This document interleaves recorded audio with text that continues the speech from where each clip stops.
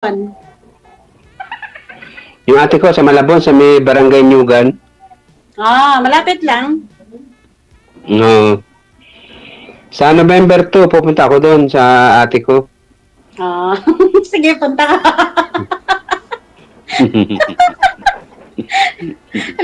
Ilan taong ka na, sir?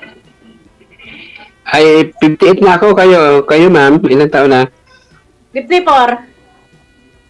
Ako, 58. Ano, may asawa ka ba? Wala na, hiwalay na ako. 20 years na ako hiwalay. Bakit naman?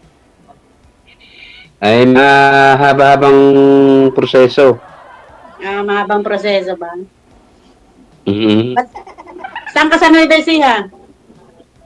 Sa parte ako ng Gapan, pero malayo pa kami sa Gapan.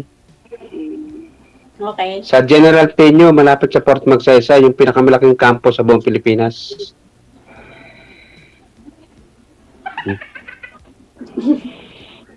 Ano po pinag-aabalahan nyo? Nawala ako dyan sa Pinas. Ay, saan ka ba? Sa Hong Kong. Sa Hong Kong. Matagal na po kayo dyan? 15 years. Grabe, napakatagal na. Hindi pa kayo magbabakasyon man lang. 6 years na ako hindi nakakauwi. Grabe naman. Baka iba na ang presidente bago ka umuwi. 2026, iba na ang Pangulo. Oo nga eh. Last na bakasyon ko, 2019. Namatay nga yung asawa ko, hindi ako nakauwi. Gawa ng pandemic. Ay, oo, pandemic nga no. Napakaigit Dalawang taon naghihirap ang... Kahit dito naman nung pandemic, 2 years talaga naghihirap ang Pilipinas. Ganoon nga. Meron ka na mga apo? Meron akong apo. Sa ngayon, hindi ka nagbabalak mo kasama sa buhay. Nagbabalak, siyempre, mas masaya yung may kasama sa buhay kasi sa nagsosolo. Kahit may mga anak ka, siyempre, kailangan pa rin yun. Sa bagay. Ako lang yung tao rito sa amin, sa Nueva Ecija. Ako lang mag-isa. Yung nanay ko, sa Malabon, andun nga sa ate ko. Yung nanay ko, next year, 95 na siya. Ilan anak mo? Isa, hindi rin ako kilala. Bakit? Nung naghiwalay kami, sanggol eh. Ay, ganun.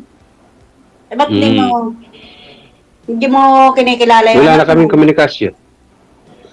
Wala na rin kaming komunikasyon. Almost 20 years na kaming walang contact. Nababalitaan ko sa mga kumare ko, may asawa na rin siya, foreigners, 3 na anak.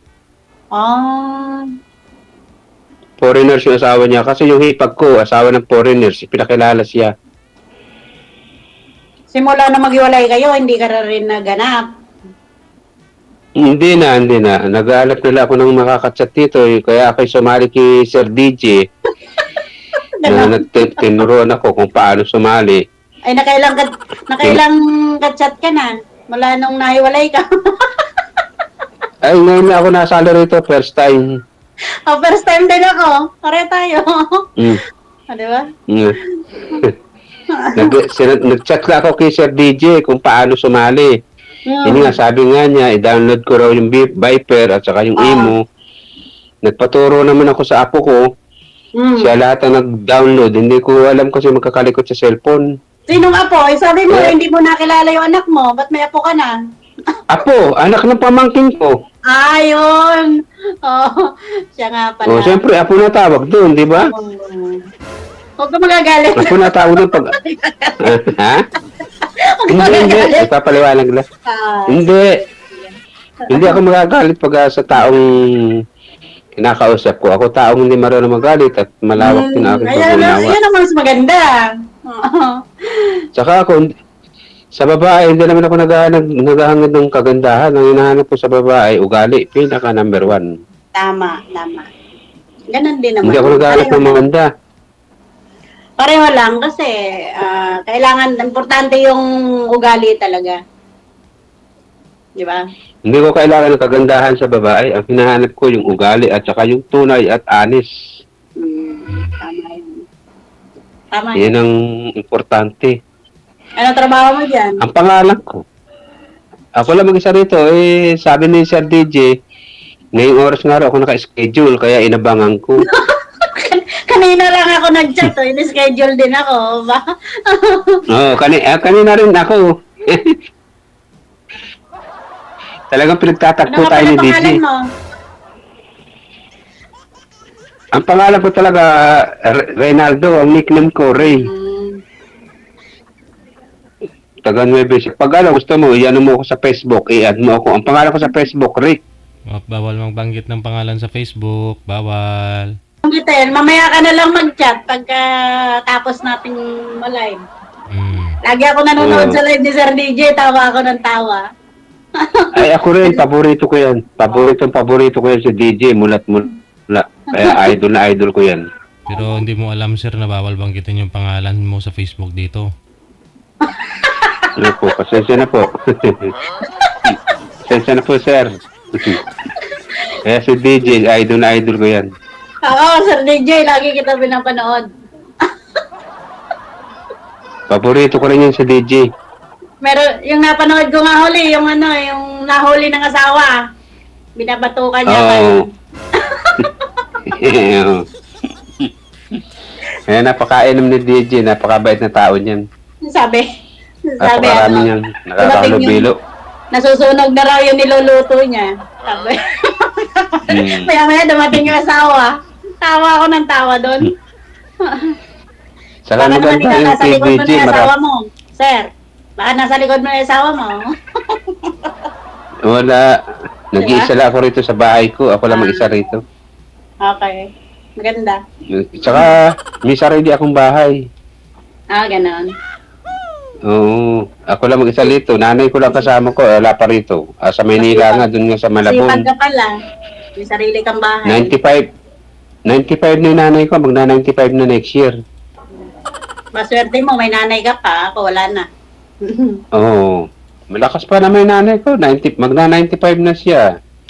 Ako, bunso ako. 58 na ako. Bunso ako. Kompleto pa kami magkakapatid. Wala pa kaming bawas. Ano trabaho mo dyan? Ay, kung saan-saan. Basta pagkakakitaan. Minsan, construction. Kung ano meron. Basta mahalaga may pagkakakitaan. Tama. Minsan, nagmamassage. Massage. 200 lang single ko. Hindi pare-parehas. Pag chat-chat lang ako pag merong gusto magpamassage. Okay yan. Para, hindi pare-parehas. At least, meron na masipag ka, hindi ka namimili ng trabaho or gagawin mo sa araw-araw. At least may income. Hindi, basta kaya at alam ko, pwede. Tama yun. Hindi kailangan sa panahon nito, hindi kailangan na mapagpili. Kasi apakahirap ng buhay ngayon, katulad ngayon, meron na naman bagyo. Oo. Malakas yung bagyo. Nakikinig ako kanina eh. Magna number 5 pa yata. Super typhoon, si Leon. Oh? Oo. Andiyan na nga sa may Basco, Batanes. Yun ang talagang Basco, Batanes ang lagi tinitira ng bagyo eh. May mabuti itong Nueva Ecija. Nung nakaraang bagyong Christine, alang hangin. Yun ang nakakatakot, yung hangin. Okay lang, ulan-ulan. Yung hangin ang nakakatakot. Tapos gabi pa. Ang bagyo talaga, sa gabi bumibira. Kaya nga. Nakakatakot yun. Ako, katulad dito sa bahay namin, mag-isa lang ako. Bagay ako, sanay naman ako.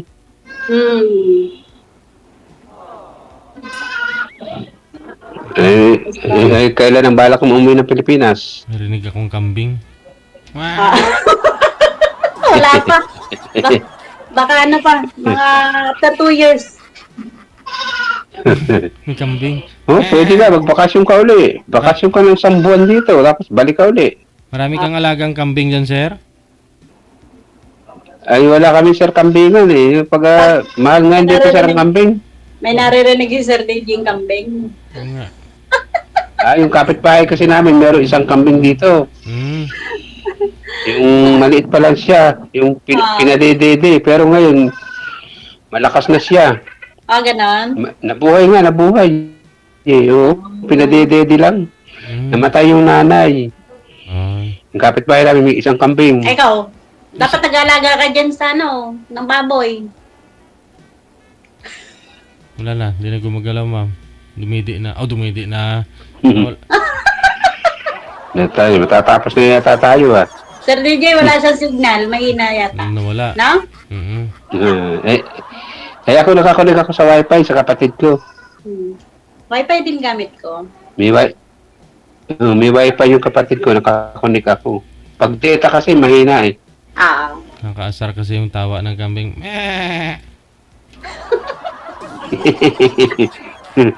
Salamat DJ at ako'y natutuwa at nasali ako rito. For the first time in my life.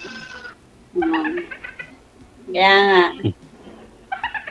Saka maganda na yung DJ, may mga regulation. Yung mga regulation siya, binasa ko lahat yun. Kaya nagustuhan ko. Kaya ako, kahit araw-araw magganito, wala namang problema. Talagang actually, siyempre, maganda rin may kasama sa buhay. Mahirap naman yung tatanda. Kung sa edad, edad ko talaga, 58. Kaya kung sa malakas, sobra pang malakas. Kayang-kaya pa. Kaya ba bang buhat ng dumbbell? Ay, hindi ako nagda-dumbbell. Basta yung mga trabahong kaya, alam problema. Saan kang bandaro sa Nabotas? Malapit ka sa Peaceport? Oo. Boulevard Peaceport. Malapit. No, sa may Boulevard? Oo. Pag napunta ka ng Malabon, doon kami pumupunta ng pamangkin ko. Bumibili kami ng isda sa may Peaceport. Dati ako nagbabayansil ng isda doon sa Boulevard. Trabaho ko dito naman sa amin sa Nueva Ecija. Nagtitinda ng isda ng araw. Dito sa amin sa Nueva Ecija, magandang negosyo. Yung mga nagsasaka ng palay, pautangin mo siya. Ang balik sa iyo, nun, doble na. Maganda rin yun. Kasi kabuhayan dito sa amin talaga palay, tsaka mga gulay. Magkano yung ano ba to? Yung pautang. Pautang ba? Oo. Pwede ka magpautang kahit mga conforme. Kung pwede yung 10, may 20, may 30. Pero balik sa iyo, doble na. Pero sigurado naman yun, 3 buwan lang ang palay, inaani na. Masarap sigurado yun, yung bagong palay. Masarap. Oo. Ngayon, patapos na lahat ng anihan dito. Puro yung bagong talim na naman ulit, panibago. Siyempre, yung mga umuutang sila, yung mga pansabog ba, yung mga abono, ganyan. Saka yung mga fertilizer, yung mga bomba, yung mga gamot ba. Halimbawa, may umutang ng 10,000. Sa loob ng 3 months, pinakamatagal na yun, babalik na sa ipera mong doble na. Yan ang magandang negosyo rito sa amin. Ikaw ba hindi nagtatanim ng palay? Ala kami gano'n. Pag pag may tanim, nakikipagtanim. Pag nagpipilapil. Gano'n? Wala kaming bukid dito. Maganda rin bumili rito ng mga bukid ba, yung mga sanla, o kaya yung mga tumana. Yung mga taniman ng mga gulay, sasanla sa'yo, mga 1 taon ng tubos. Hanggat hindi siya natubos yun, pwede mong tamnan. Magiging iyo na yun. Kaya lang, mamumuhunan ka rin. Ganun talaga. 1 taon na isasanla sa'yo. Maganda yung signal mo dyan hindi nawawala. Kasi minsan napapanood ko si DJ, nawawala yung signal ng magkausap. Malabo minsan. Nakakunik na ako sa wifi sa kapatid ko. Sige, gano'n ba katagal to? Kaya po, ma'am. Nakakunik ako sa wifi. Pwede mo natin putulin. May pag-asa pa. Si DJ, madali kausap din. Ah, hindi, kung may oras naman kay DJ, siyempre nakakahiya naman, di ba? Oo. Wala namang problema kay DJ kahit anong oras. Pwede yan. Meron ngang patay rito, kapitbahay namin. Hindi nga ako nakakapunta. Kanina lang namatay. Bakit ka namatay, sir? yung kapitbahay namin, sir, ano siya, yung matagal na rin siya, may sakit na rin. Oo. Yun po yung kambing? Miss. Hindi, sir, yung tao. Tao mismo. Naluloko ko ni Isang sir. kambing. Isang kambing, sir. Ay, mahal kaya rito, sir, ang kambing. Ang mahal. Sarap yung Magkano? papaita tsaka kalgareta. Opo. Yung paa tsaka ulo, masarap sa palukan. Galaga ka dyan ng baboy, pang lechon. Ay, ala ng pwesto rito dito. Bawal lang mag-alaga ng hayop dito sa baryo. Ganon. Oo, irereklamo ka sa barangay. Ang nagbababuyan ngayon dito, andun na sa mga parte ng mga bukid, mga tumana. Pero pag dito sa baryo, bawal. Residential. Kasi nga, tsaka, bawal na. Kasi nung pag-aalaga ng baboy kasi mabaho tayo niyan. Pinagbabawal talaga yun. Oo. Tsaka kailangan doon, gagawa mo siya ng Poso Negro. Ay, hindi. Dapat mag-imbento. Gagawa yung mga technician, mga galing gumawa ng yung pagkain nila na hindi mabaho. Di ba? At dito, sir, marami rin nag-aalaga ng mga hayop, tsaka manok. Oo. Dapat yung baboy, yung papakain nila, yung hindi mabaho yung pupo ng baboy. Yung mabango dapat, no? Haluan nila ng Dito sa sir? Chemical. Na mabango. Kung tawag sa amin ni area, may area rito. Mahal din ang lupa sa area. Pwede ka mag-alaga ng kahit ilang baboy doon, mga manok, piggery, ganyan, manukan. Lipanti, ganun. Masarap din pag may area ka rito, maganda mag-alaga. Lahat ng klase ng hayop, pwede mong alagaan. Dinosaur, sir. Dinosaur. Joker talaga si Sir DJ eh. Sabi niya kasi lahat ng hayop pwede alagaan mo dinosaur. Para Sir DJ, minsan pasyal ka rito sa Nueva Ecija. Pakainin kita ng mga... Kumakain ko ba sir ng DJ ng buro? Buro? Kinakain ko nga buro? Kinakain ko nga sir yung yung buro pa kaya. Buro sir. Buro sinasabi mo? Ano yun? Yung ano ba siya, yung bigas na nilagyan ng isda na binuro, yung na kulay pula. Paborito ng ate ko yun, kaya nga paglawas ko sa November 2, magdadala ako, tsaka talong. Maliit na talong, maliliit na gano'n. Hindi pa ako nakakain nun. Hindi pa ako nakakain ng sinasabi mong buro na iyan. Sarap yun, ma'am. Buro, tsaka talong, tsaka okra. Sige. Padalan mo nga ako dito. Joke lang. Hindi, pag dito sa amin, mga pinsan ko, maraming ganyan. Ngayon, mahal ang gulay kasi nga, mahirap. Humihingi lang ako ng gulay sa mga pinsan ko. Minsan, pechay. Pupunta ka sa Tamana. Ikaw ko, sitaw, ganyan. Sitaw na mahaba, saka sitaw na turo. Yung sitaw na turo, ganito lang kaiksi yun. Sandang ka lang. Meron ako niyan, sir. May tanim din ako niyan. Pero, ano siya, hindi... Kahit na magulang na ba, matanda na, malambot pa rin. Oo. Sir, yan yung sitaw na turo at tawag sa amin kasi turo. Tagalog ako eh, kaya... Kulay ano siya, sir? Kulay green. Yung balat.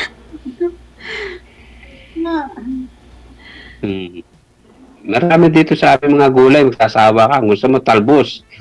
Araw-araw, may naglalako rito. Ang isang tali ng talbos, 10 piso. Yung mura talaga yun, no? Sasapaw mo lang sa kanin, ang sarap na. Tapos bagoong, saka sili. Eh ako, mahilig din ako magluto ng mga ganyan. Pakbet, kumakain ka ba ng pakbet? Ay, oo. Gulay nga ang paborito ko eh. So, yan. Ay, kung sa gulay, magsasaba ka rito. Araw-araw, ang dahil bulaklak ng kalabasa, kumakain ka. Oo naman, wala akong piling gulay. Basta gulay. Lahat. Eh dito, maraming gulay. Bulaklak yun, mami. Hindi yun gulay. Ha? Tuwing umaga, maraming naglalako rito ng gulay. Alas 6 pa lang, may naglalako na rito. Gusto Saka ko rito yung- sa Nueva Ecija, maagang gising ang tao. Ano po din pala, sir? Wala po kayong sariling tanim, sir? Sir. Daig pa kita. Tuwing umaga, maaga pa ako nag-harvest, sir. Opo, may yung nagla-live ako nung nakaraan, harvest na kami na ngayon ng talong. So, yung nila-live ko yung mga dati, ano pa lang yun ha, ano po yan, nung June, pinaglilinis ko yung taniman ko. Ngayon, puro na harvest. Talong, okra, oo, lahat, alugbate, lahat kumpleto dun, sir.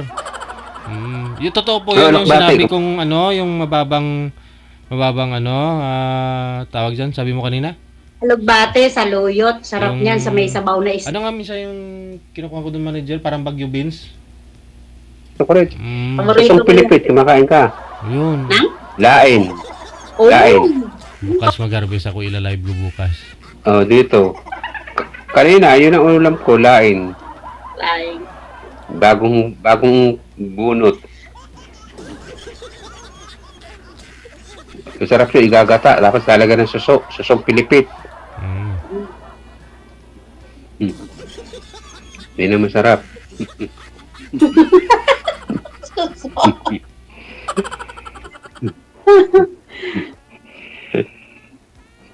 Ano na. Sige. Baka nakakaya na kay DJ. Sir DJ. Wala. Oo nga eh. Okay na DJ, nakakaya naman sa iyo eh. Wala naman po akong sinabi ha. O sige na. Good luck sa inyo. Maraming salamat. Thank you sa time. Sige. Salamat din DJ, marami po. Ulitin. Wala nang Good luck na lang po. Wala nang ulit, ma'am. Wala nang ulit-ulit kasi huwag niyo sabihin hindi niyo type ang isa't isa.